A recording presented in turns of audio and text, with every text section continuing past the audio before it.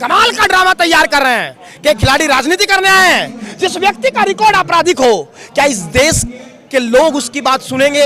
इतिहास में पहली बार 2 ओलंपिक के मेडलिस्ट सड़कों पर बैठे हैं। बेटी बचाओ बेटी पढ़ाओ का नारा दिया, उस ढोल की आवाज झुर्रा रही है।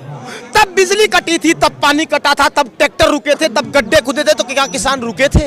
छाती आगे अड़ाई तो अड़ानी पड़ेगी, और अड़ाने के लिए हम यहाँ हैं, पीछे हटने वाले नहीं हैं। क्या इस देश में हर खिलाड़ी को अधिकार नहीं है कि वो अपना ट्रायल दे? ये तो खेल कुश्ती का है, या तो मात खाकर जाएंगे या मात देकर जाएंगे। ऐसे देखते हो जो देश की बेटियां जो आज सड़कों पर बैठी हुई है, और उसके बाद अब जाके जो इन्होंने 2 FIR करवा चुके हैं, अब क्या लगता है उठेंगे? जिन आंखों से आंसू निकल रहा उनसे कुछ दिखेगा? क्या देखे? ये देखे कि इस देश में इतिहास में पहली बार 2 ओलंपिक के मेडलिस्ट सड़कों पर बैठे हैं। क्या हम आंखों से ये देखें कि इस देश के इतिहास में पहली बार कॉमनवेल्थ के 3 मेडलिस्ट सड़कों पर गुहार लगा रहे हैं? क्या इस देश में हम इन आंखों से ये देखें कि भारतीय जनता पार्टी और देश के प्रधानमंत्री ने जिस ढोल को बजा करके बेटी बचाओ बेटी पढ़ाओ का नारा दिया, उस ढोल की आवाज झुर्रा रही है? क्या देखें? ऐसे बात करते हैं, नारी सशक्तिकरण लेके आ रहे हैं, और उसके बाद जो देश की बेटियां हैं जिन्होंने देश के लिए गौरव हासिल किया था, और वही आज सड़कों पर बैठे हुए जिनको बिजली पानी भी काट देते हैं। देखिए, आप बात को समझिए, ये बिजली काटने का पैटर्न कोई नया नहीं। 13 महीने इस देश में किसान आंदोलन चला, तब सड़कों पर गड्ढे खोद दिए गए। लेकिन मैं आपसे पूछना चाहता हूं, तब बिजली कटी थी, तब पानी कटा था, तब ट्रैक्टर रुके थे, तब गड्ढे खुदे थे, तो क्या किसान रुके थे? ये किसान की बेटियां हैं। किसान ना पहले रुके थे, किसान ना अब रुकेगा। बेटियों के मान और सम्मान की बात है। अगर छाती आगे अड़ाई तो अड़ानी पड़ेगी, और अड़ाने के लिए हम यहाँ हैं, पीछे हटने वाले नहीं हैं। वहीं पर बृजभूषण शरण सिंह बोलते हैं कि ये मेरे खिलाफ जो भी बातें आवाज उठाने वाले हैं, जो आरोप लगा रहे हैं, वो एक ही परिवार का क्यों लगा रहे हैं और क्यों नहीं लगा रहे? बृजभूषण इस बात का जवाब दे सकते हैं कि उस परिवार का इस देश पर कितना कर्ज है, उस बाप ने कितनी बेटियां कुश्ती के अंदर कामयाब कर दी, क्या इसका कोई हिसाब दे पाएगा? उस परिवार से पहले कितनी बेटियां इस देश में कुश्ती लड़ती थी? ऋणी रहेगा ये देश उस परिवार का। और बृजभूषण है क्या? एक सांसद है, एक आरोपी है जिस पर 84 FIR है और लगभग 14 मुकदमे हैं। जिस व्यक्ति का रिकॉर्ड आपराधिक हो, क्या इस देश के लोग उसकी बात सुनेंगे? लेकिन सवाल बृजभूषण पर नहीं है।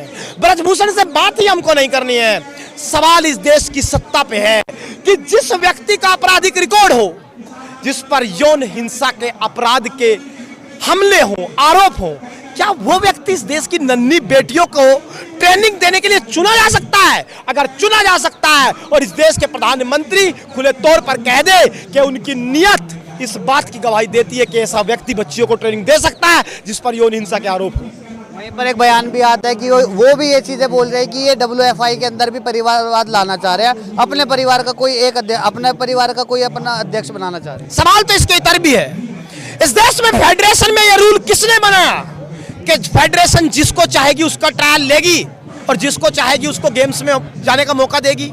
क्या इस देश में हर खिलाड़ी को अधिकार नहीं है कि वो अपना ट्रायल दे, अपने आप को साबित करे? फेडरेशन में ये कानून बना इसी बृजभूषण के रहते। आपको इस बात को समझना होगा।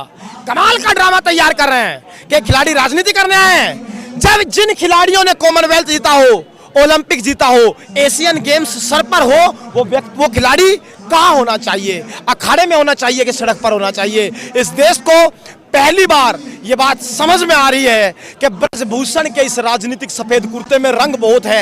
एक एक करके निकलेगा, सारी चीजें सामने आएगी। हम यहाँ से जाने वाले नहीं हैं, खेल पूरा खेल कर जाएंगे। इस खेल में खिलाड़ी कभी पीछे हटता नहीं, और ये तो खेल कुश्ती का है, या तो मात खाकर जाएंगे या मात देकर जाएंगे।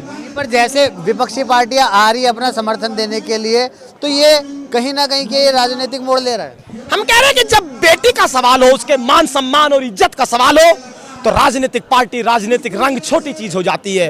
इस देश का हर व्यक्ति यहाँ समर्थन देने आ रहा है क्योंकि सवाल बेटी पर है।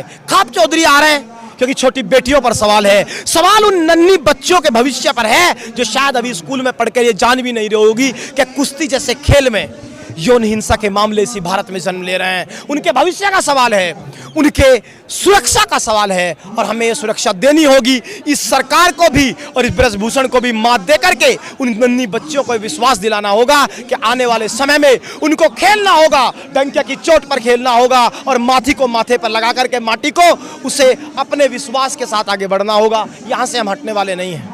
क्या लगता है, जैसे किसान आंदोलन जो है वो भी एक धरने से स्टार्ट हुआ था और उसके बाद उसने एक विकराल आंदोलन का रूप लिया था जो 1 साल तक चला था। अगर सरकार नहीं सुनेगी तो क्या लगता है, आप किसान यूनियन से ही है, क्या लगता है ये भी एक हिंसक रूप ले सकता है? देखिए, किसी भी आंदोलन की एक प्रक्रिया होती है।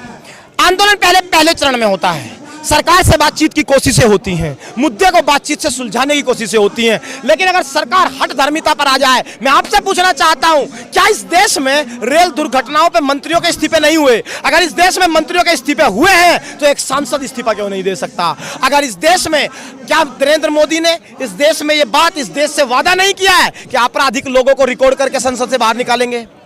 अगर ये वादा किया है तो घड़ी है आज नरेंद्र मोदी के लिए, मौका वारदात है कि भाई वो आ जाए और पहला शुरुआत ब्रजभूषण से करे, क्योंकि उस पर 82 FIR दर्ज है और 14 मुकदमे, उन्हीं को सबसे पहले संसद से बाहर करे, इस्तीफा दिलवाए और जांच के सामने प्रस्तुत करे। बहुत बहुत शुक्रिया, आप तक आएंगे।